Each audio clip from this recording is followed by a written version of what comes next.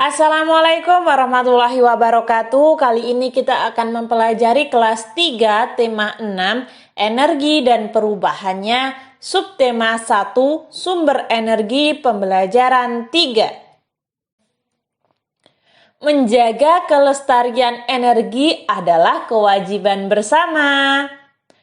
Setelah melakukan kegiatan, tubuh kita merasa lelah. Saat tubuh lelah, kita membutuhkan istirahat. Istirahat akan mengembalikan kesegaran tubuh. Selain istirahat, kita membutuhkan asupan makanan dan minuman. Makanan dan minuman membuat tubuh berenergi kembali. Makanan adalah sumber energi bagi tubuh. Sebagian besar makanan berasal dari tumbuh-tumbuhan. Karena itu, kita wajib memelihara dan melestarikan tumbuh-tumbuhan. Selain makanan, tubuh juga membutuhkan minuman sebagai sumber energi. Untuk minuman, kita membutuhkan air bersih. Namun, saat ini banyak sumber air yang sudah tercemar, baik sumber air di kota maupun di desa. Pencemaran air disebabkan oleh sampah atau limbah. Sampah dan limbah yang dibuang ke air, itulah yang mencemarkan air. Air bukan hanya sebagai sumber energi bagi tubuh. Air juga merupakan sumber energi listrik. Listrik adalah salah satu energi yang sangat dibutuhkan manusia. Bumi yang kita tepati adalah milik semua makhluk yang hidup di bumi. Kita harus menjaga kelestarian energinya. Kita tidak boleh memikirkan kepentingan diri sendiri. Kita harus memikirkan kepentingan bersama. Jika sumber energi habis, maka kehidupan manusia akan terancam. Ada beberapa cara yang dapat dilakukan untuk melestarikan sumber energi. Di antaranya, yang pertama, merawat dan memelihara tanaman, melakukan penghijauan, tidak membuang sampah ke sungai, tidak menggunakan air dengan boros. Mari mencoba untuk menerapkan dalam kegiatan sehari-hari. Nah, dari bacaan tersebut dapat saya simpulkan bahwa kita sebagai manusia memerlukan sumber energi untuk kelangsungan hidup kita. Nah, salah satu sumber energinya adalah air. Tetapi air bersih sekarang sulit untuk didapatkan karena tercemarnya air. Nah, setelah itu ada beberapa pertanyaan pada halaman 23. Mengapa kita membutuhkan makanan dan minuman? Karena makanan dan minuman membuat tubuh berenergi kembali. Apa gunanya air bagi tubuh? Tubuh menggunakan air sebagai sumber energi. Lalu, mengapa banyak daerah yang kekurangan air bersih? Karena banyak sumber air yang sudah tercemar. Mengapa kita harus melestarikan sumber energi? Karena jika sumber energi habis, maka kehidupan manusia akan terancam. Bagaimana tidak terancam? Kan sumber energi itu sangat penting bagi kehidupan manusia. Oleh sebab itu, kita harus menghematnya.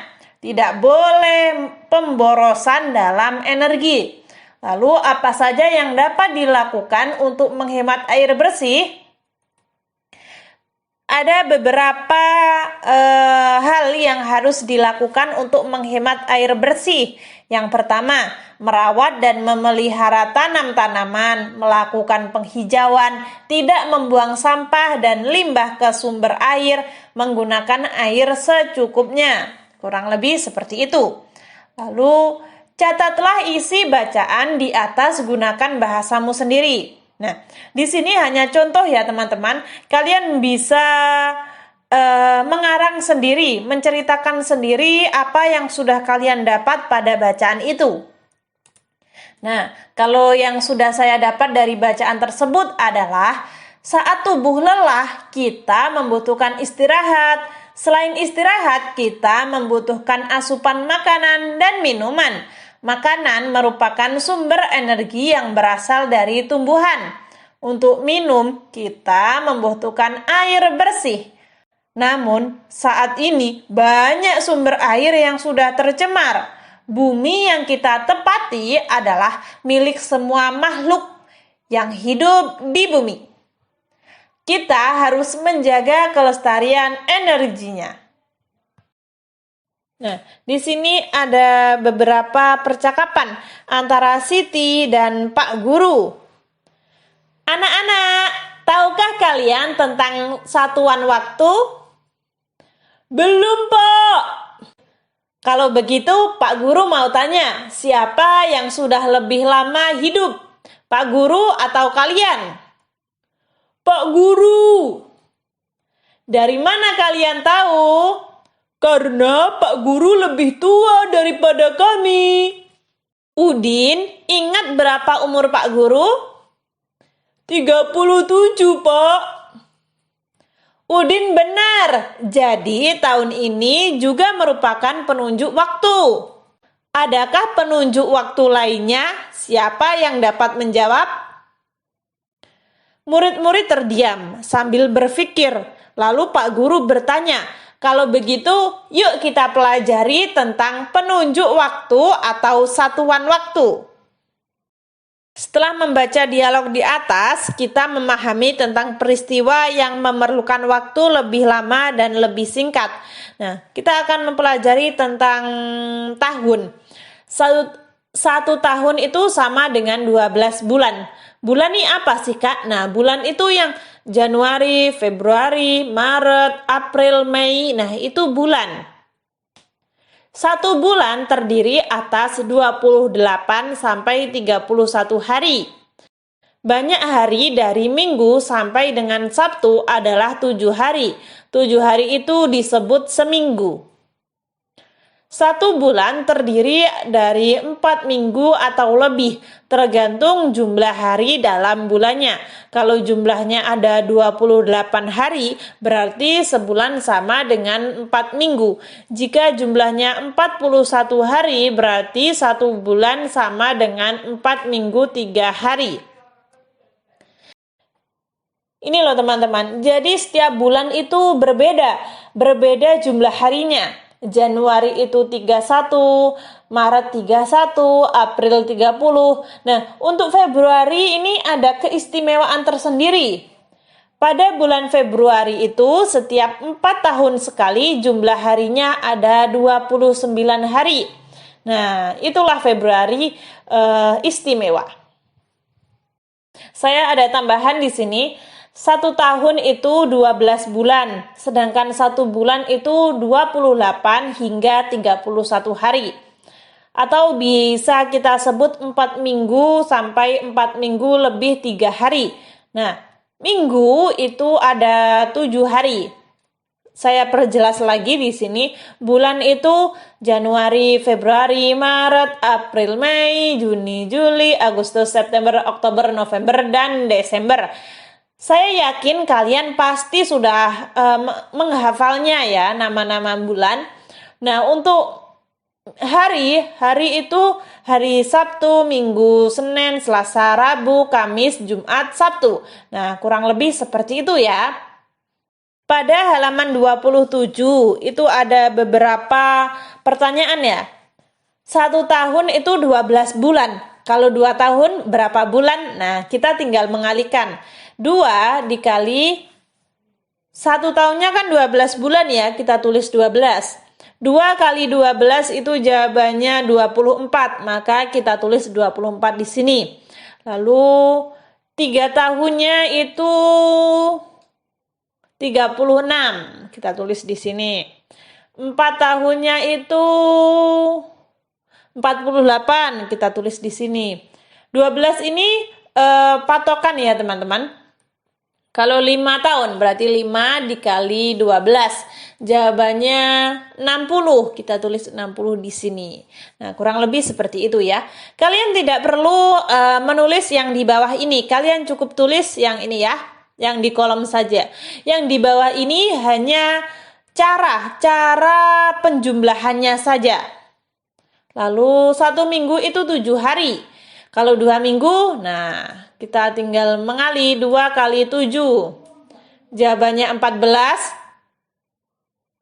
Lalu kita tulis 14 di sini. Setelah itu kalau 3 minggu, berarti 3 dikali 1 minggunya itu ada 7 hari. Kita tulis 7.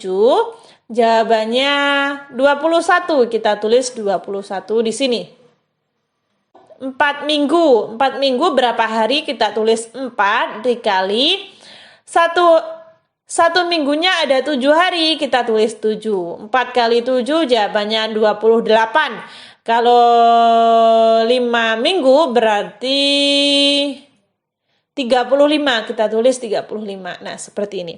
Kalian cukup menulis yang di kolom ya, teman-teman. Yang di bawahnya tidak usah. Karena yang di bawah hanya cara penghitungannya saja. Nah, gimana? Jelas kan, teman-teman? Di sini kita disuruh menjumlah atau mencari tahu. Agustus itu ada 31 hari ya. Nah, 31 hari itu sama dengan 4 minggu lebih 3 hari. Nah, kalau Januari, nah di sini saya punya cara untuk mengerjakannya. Nah, ada 2 cara. Yang ini cara pertama ya. Januari kan jumlah harinya ada 31. 31 diambil 7. Kenapa 7? Karena 1 minggunya itu ada 7 hari. Lalu diambil 7 lagi. Diambil 7. Diambil 7. Nah, 31 diambil 7. 7. Jawabannya 3. Nah, lalu 7 hari itu sama dengan 1 minggu. Nah, berarti 1, 2, 3, 4. Berarti ada 4 minggu. Kita tulis 4 di sini. Jadi 4 minggu lebih 3 hari. Jadi Januari itu 4 minggu lebih 3 hari. Atau mungkin ada cara yang kedua. Nah, seperti ini. Kalian bisa lihat di kalender Januari 2021. Nah, 1 minggu kan 7 hari ya, teman-teman. Nah, ini mulai nomor 1 sampai nomor 7, mulai tanggal 1 sampai tanggal 7 ini 1 minggu. 8 sampai 14 ini 2 minggu. 15 sampai 21 ini 3 minggu.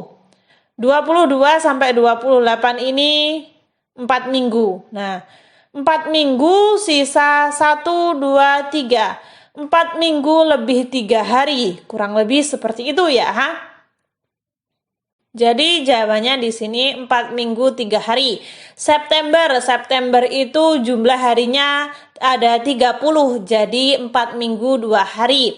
Maret itu 31, jadi 4 minggu 3 hari. November itu 30, jadinya 4 minggu 2 hari.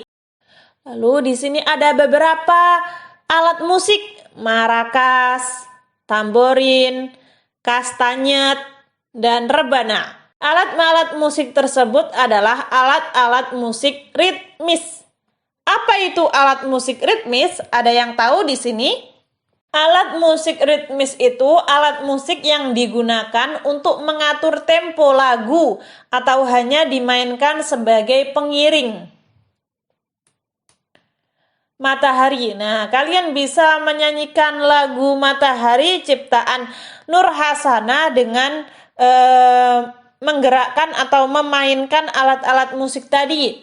Ketika bait pertama ini pakai marakas, bait kedua pakai tamborin. Nah, kurang lebih seperti itu. Kalian bisa menyanyikan ini dengan teman-teman kalian ya. Kesimpulan tadi kita sudah belajar apa saja teman-teman? Yang pertama, menemukan dan menggunakan informasi penting tentang sumber energi dan pemanfaatannya pada sumber bacaan. Yang kedua, memainkan lagu dengan variasi pola irama menggunakan alat musik. Yang terakhir, mengenal konsep waktu lebih lama dan lebih singkat melalui suatu dialog. Ketika teman-teman ada saran atau masih kurang paham, silahkan tulis di komentar. Sekian, terima kasih. Wassalamualaikum warahmatullahi wabarakatuh.